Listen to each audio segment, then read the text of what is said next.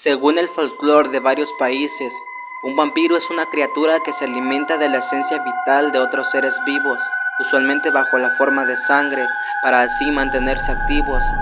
En algunas culturas orientales y americanas aborígenes, esta superstición es una deidad demoníaca o un dios menor que forma parte del panteón siniestro en sus mitologías.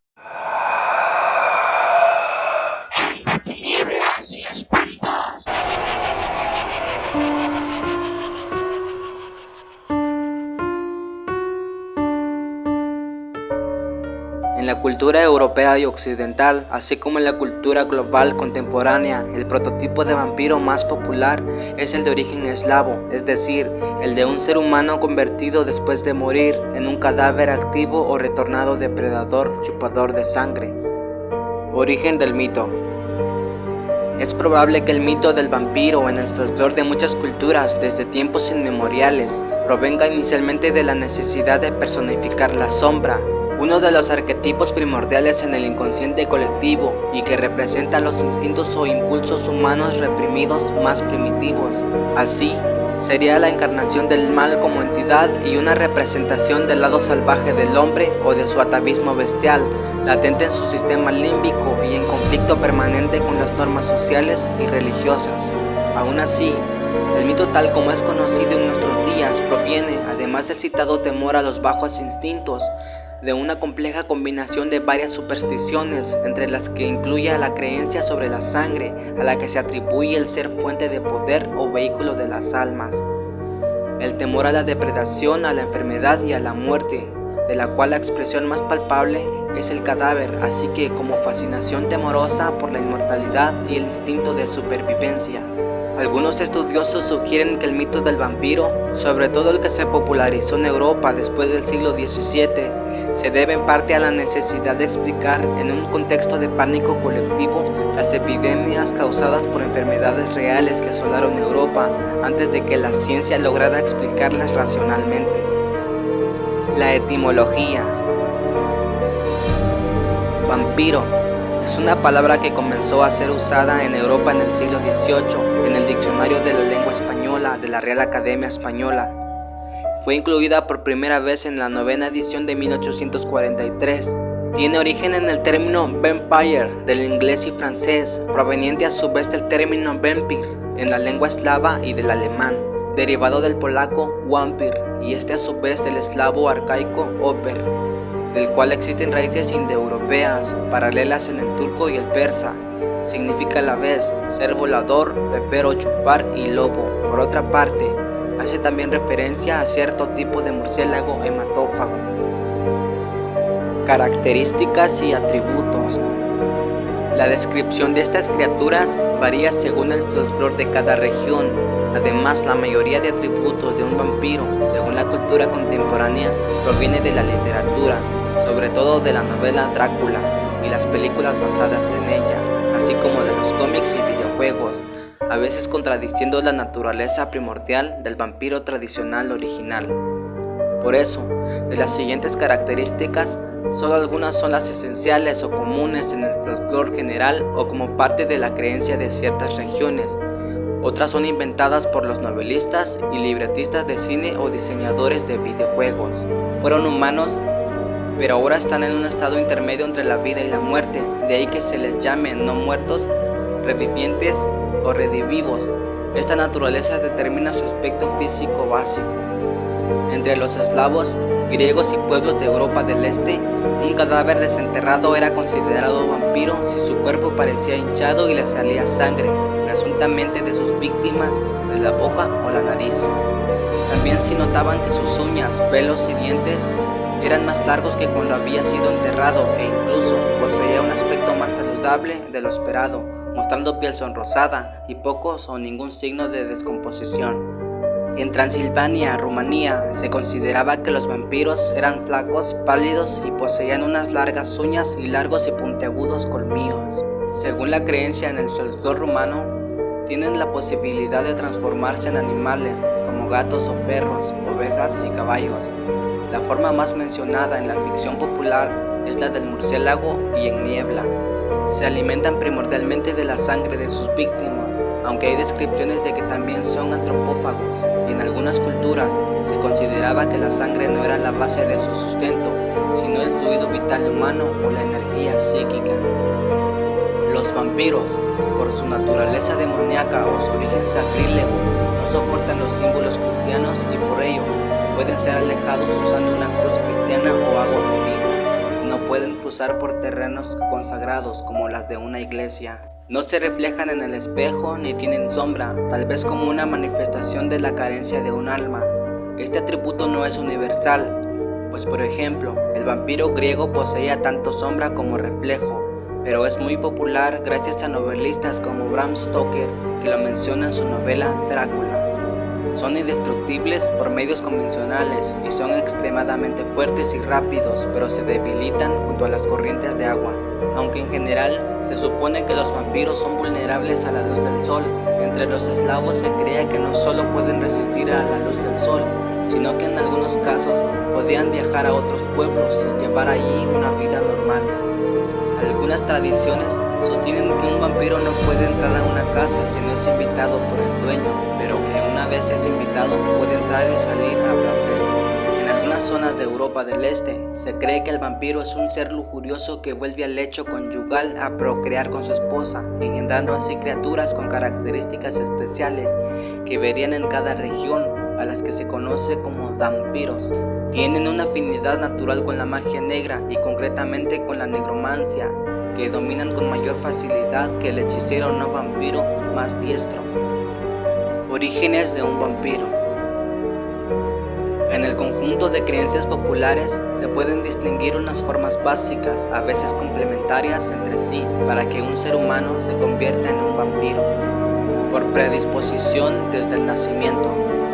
En Rumanía, tenía más posibilidades de ser un vampiro el séptimo o deudósimo hijo, cuyos hermanos mayores eran todos del mismo sexo, o tener unas marcas de nacimiento, como el hueso sacro pronunciado, abundante vello corporal, y haber nacido encapuchado, es decir, con la cabeza envuelta en parte de la membrana placentaria, o haber ingerido parte de la misma. Entre los eslavos también tenía más probabilidades de convertirse en un vampiro los nacidos en Sábado Santo, por muerte prematura o violenta. En la antigua Grecia y en ciertas culturas africanas y en Indonesia, se creía que los niños, adolescentes y en general las personas que habían tenido una muerte prematura o en circunstancias anormales, por suicidio o violencia, podían convertirse en fantasmas vagabundos o vampiros, por incumplimiento de rituales funerarios o religiosos. En Grecia, Bulgaria y Rumanía también se creía que alguien se convertía en vampiro después de morir, si quienes debían ocuparse de preparar y vigilar debidamente el cadáver no realizaban rituales adecuados o no cumplían bien su tarea, como impedir que un animal, especialmente un perro o gato, e incluso una persona pasaran sobre él mismo. Esta creencia es similar en los hindúes, que consideraban que los espíritus en espera de reencarnar pueden convertirse en vampiros si nadie les recuerda realizar los rituales funerarios de rigor para facilitar su reencarnación, como maldición por acciones criminales o sacrílegas. En la antigua China también se creía que se convertían en vampiros ciertos criminales, tradición similar a la existente entre los eslavos y los griegos, quienes creían que los vampiros eran brujas o personas que se habían rebelado contra la iglesia mientras estaban vivos, vendiendo su alma al diablo y que al morir sus cuerpos podían ser poseídos por demonios. En la Europa cristiana y especialmente entre los griegos, esta creencia era reforzada con los conceptos desarrollados por el cristianismo, basado en la idea neoplatónica de la vida después de la muerte y la idea de supervivencia del alma hasta el día del juicio final, a pesar de la corrupción del cuerpo, de aquellos que murieran arrepentidos de sus pecados y que hubieran recibido los últimos sacramentos. Por eso, los griegos y los eslavos creían que todos aquellos que no fueran enterrados en tierra consagrada, en particular los suicidas y los excomulgados, tenían la mayor posibilidad de convertirse en vampiros. Protección contra un vampiro. Para evitar que un muerto se convirtiera en un vampiro, entre los los celtas, una de las prácticas más extendidas era enterrar el cuerpo cabeza abajo, así como también colocar hoces o guadañas cerca de la tumba para evitar que los demonios poseyeran en el cuerpo o para apaciguar al muerto y que no se levantara de su ataúd. Con igual propósito, los tracios y los búlgaros antiguos solían amputar las extremidades, cortar los talones y los tendones de las rodillas o perforar otras partes del cuerpo. En Rodas y en la isla de Quíos, Grecia, se ponía una cruz de cera entre los labios del cadáver, así como una pieza de cerámica con la inscripción Jesucristo conquista, para evitar que se convirtiera en un vampiro. En Europa Oriental era frecuente introducir un diente de ajo en la boca y a veces en cada uno de los 9 orificios corporales de los muertos, así como atravesarles el corazón con objetos cortopunzantes antes de inhumarlos. En las regiones sajonas de Alemania se colocaba un limón en la boca del sospechoso de ser un vampiro. Los gitanos clavaban agujas de hierro y acero en el corazón del cadáver y colocaban pequeños fragmentos de acero dentro de la boca, sobre los ojos, en las orejas y entre los dedos durante el entierro. También introducían espino en el calcetín del muerto, le clavaban una estaca de espino en las piernas o rodeaban la tumba con una barrera de plantas espinosas. En Bulgaria, los arqueólogos han encontrado varios esqueletos de origen medieval cuyo tórax había sido apuntillado con estacas de hierro, una práctica común hasta principios del siglo XX, realizada para evitar que personajes a los que se habían considerado malvados regresaran convertidos en vampiros. En Polonia se han encontrado enterramientos en los que los sospechosos de vampiros eran decapitados y la cabeza colocada entre las piernas. Talismanes, sustancias y objetos protectores contra los vampiros. Numerosos objetos y sustancias que varían de región en región son mencionados en la leyenda sobre vampiros por su defecto apotropaico, es decir, por tener la propiedad de alejarlos o destruirlos. En Europa se cree que una rama de rosa silvestre o de espino puede dañar al vampiro, así como el ajo o el azufre y objetos sagrados como un crucifijo, un rosario o el agua bendita. En algunas regiones de Sudamérica, cuando una mujer deja en la casa a su hijo dormido, pone sal y unas tijeras al lado del niño para ahuyentar a vampiros y brujas. Otros métodos comunes en Europa incluyen esparcir semillas de arroz o arena sobre el tejado de la casa a proteger o en la tierra de una tumba sospechosa de contener a un vampiro, para mantenerlo ocupado durante toda la noche contando los granos caídos. Historias chinas similares relatan que si un vampiro se encontraba con un saco de arroz, tendría que contar todos los granos uno por uno. Es una temática que se puede encontrar también en los relatos del subcontinente indio y en Sudamérica sobre brujas y otro tipo de espíritus malignos o traviesos. Aunque no se le considera como un objeto de protección, el que los vampiros se reflejen en los espejos ha hecho que fuera utilizados para mantenerlos alejados. Eso se conseguía situándolos en la puerta mirando hacia afuera. Destrucción de un vampiro. En los Balcanes existía el cazador de vampiros, que podía ser un religioso o un vampiro, que según la tradición gitana es el hijo o descendiente de un vampiro, con el poder de detectarlos aunque fueran invisibles y destruirlos. Hasta el principio del siglo XX, unos estuches o kits con las herramientas tradicionales para destruir vampiros eran ofrecidos a los viajeros que iban a visitar a Europa del Este en particular. Actualmente, estos equipos son propiedad de ciertos museos de curiosidades o de coleccionistas aficionados a lo esotérico. Métodos para destrucción de un vampiro.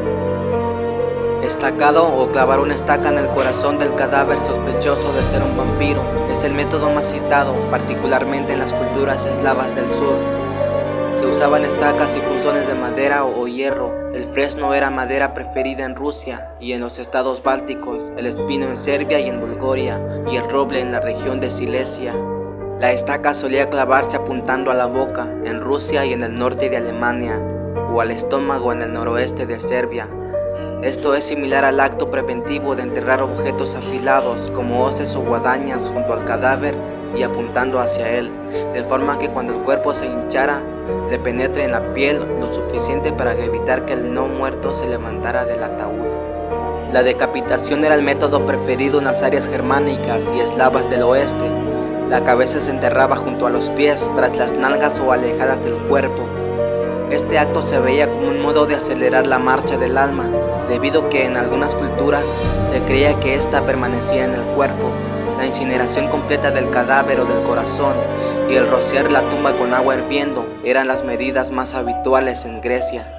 También, sobre todo en casos recalcitrantes, se desmembraba el cuerpo y se quemaban las partes o se hervían en vino. Los rumanos, eslavos y gitanos utilizaban las cenizas para preparar bebidas que suministraban a los familiares o víctimas a modo de cura. Repetir el funeral, cambiando de lugar la tumba, rociando agua bendita sobre el cadáver o con un exorcismo, era una medida propugnada en los Balcanes y especialmente por la Iglesia en Grecia para evitar la incineración, pues esta disminuía la posibilidad de salvación del alma. En Bulgaria se practicaba un ritual consistente en el embotellamiento del vampiro, que según la creencia búlgara es un espectro incorpóreo llevado a cabo por personas que se dedicaban a ello, sirviéndose de una botella especialmente preparada. Contenía un fragmento de un ícono, estampa de un santo, así como algo del alimento favorito del vampiro. Este lo atraía irresistiblemente a su interior y el vampiro quedaba atrapado allí, ya que el hechicero se apresuraba a cerrarla con un corcho. La botella con el vampiro dentro era arrojada al fuego para destruirlo.